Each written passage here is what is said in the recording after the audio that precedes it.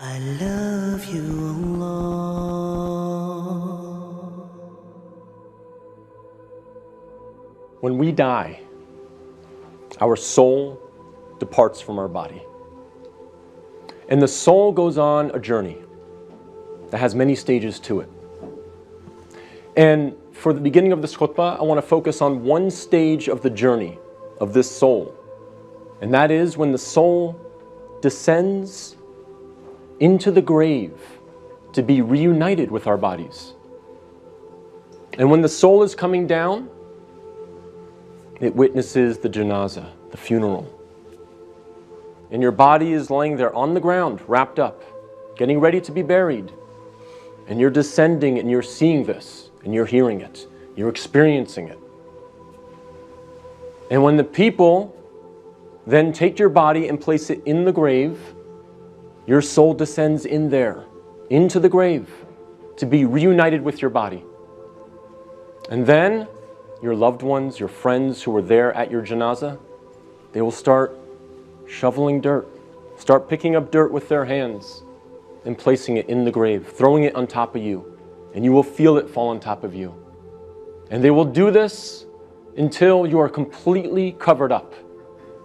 And you will be there in the grave, covered up, and you will have consciousness. You will be alive. Not physically, obviously, but your soul will experience this. And then after your family makes some du'as, and they say some nice, kind words about you, they'll walk away, they'll leave. And you will hear their footsteps, as the Prophet, peace and blessings be upon him, said, that you will hear their footsteps as they walk away. And you will be there alone, in the grave, by yourself.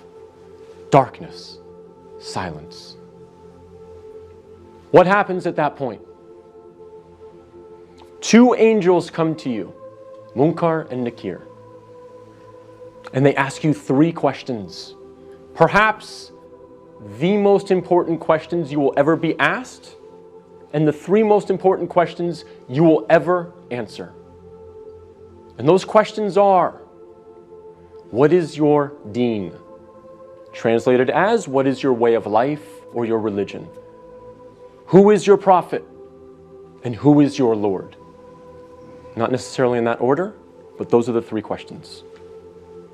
And if you answer these questions correctly, all three of them, your stay in the grave will be one of peace. You'll have peace. You'll have pleasure. Until the day of judgment, when the horn is sounded and you are raised up out of your grave. So during that time, if you answer these questions correctly, you will have peace. But if you don't answer these questions correctly, all three of them, your stay in the grave will be full of pain. So we must answer these questions correctly. But here's the problem. A lot of us say to ourselves at this point, I'm good because I'm a Muslim and I know the answers to these questions and I'll answer them correctly. This is a problem. This is called being overconfident. Because, as many of the scholars say, the answer is not given with your tongue. The answer is not given with your brain. The answer is given with your heart. What is in your heart will come out at that moment.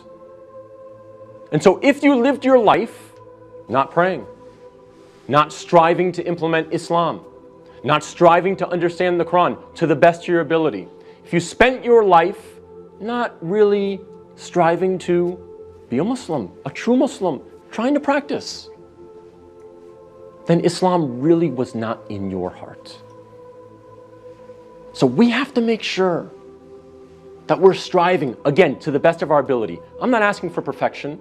I'm not asking for scholars. I'm not asking for you to be of the best character like the Prophet, peace be upon him, but we must strive for it. So that on that day, when these angels come to us and they ask us these questions, what is in our heart will naturally come forward. The answers, the correct answers will come forth. And not the answers of, I was striving for something other than the pleasure of Allah. So we have to make sure that Islam is in our hearts, not just on our lips, not just in our mind.